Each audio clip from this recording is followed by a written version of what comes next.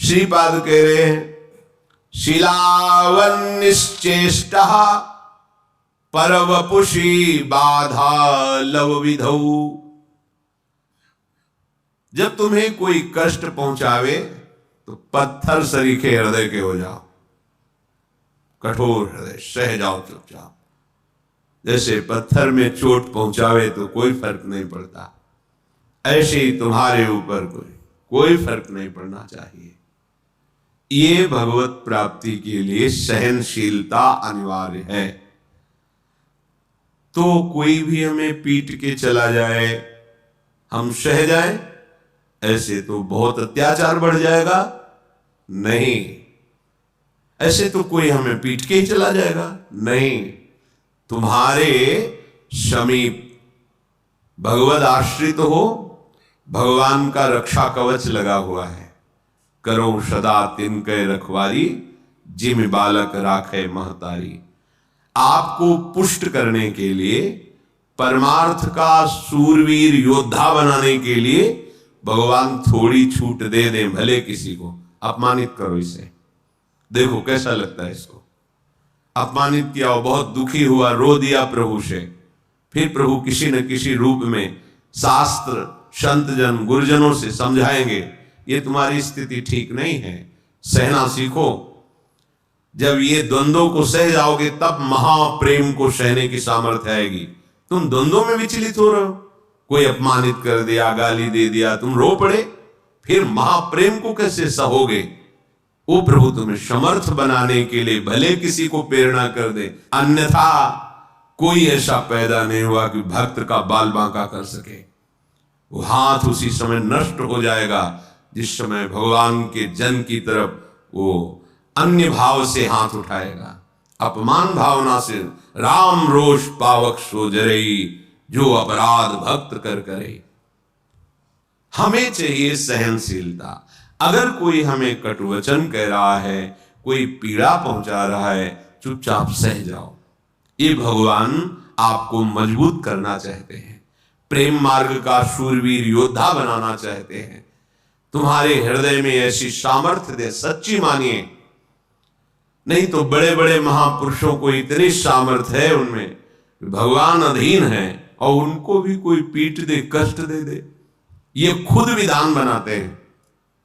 श्री माधवदास बाबा जी समुद्र के किनारे पर्णकुटी में दरवाजे की तरफ पीठ करके, कुटिया की तरफ मुख करके कि कोई भजन में विक्षेप ना पहुंचाए, ऐसे बैठते थे। छोटी सी झोपड़ी थी, तो दरवाजे की तरफ पीठ है और पीछे की तरफ ऐसे मुख किए, निरंतर भजन में।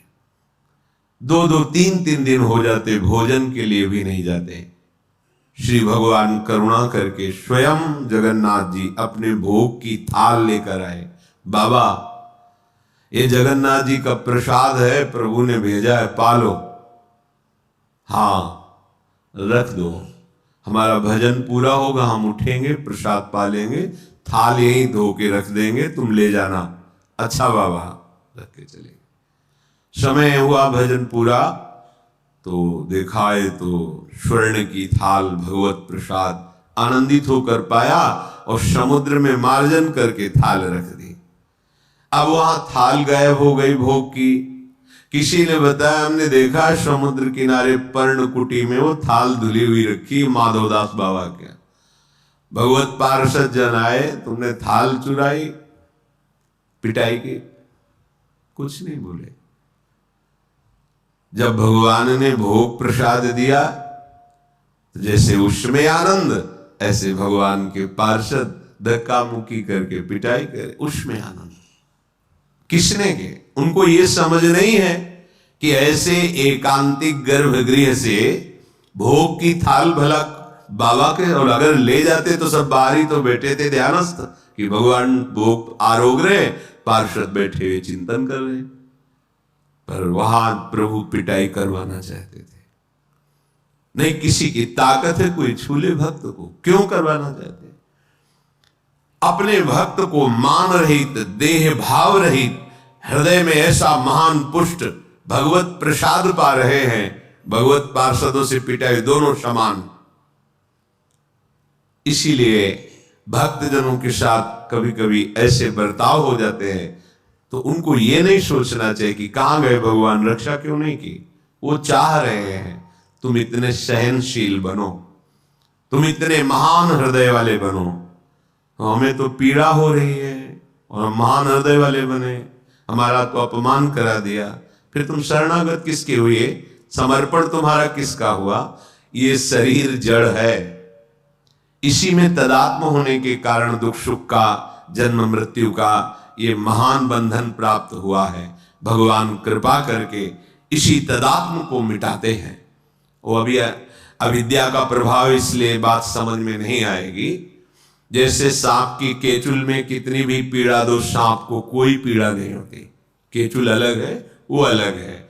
ऐसे ही आत्म तत्व में ना तो किसी दिव्यास्त्र का, न किसी अग्नि आदि का प्रभाव होता है, क्योंकि वो दिव्य स्वरूप है। नैनम छिन्नन्ति शस्त्राणि नैनम दहति पावकः न चैनम क्लेदयन्त्यापो न शोषयति मारुतः।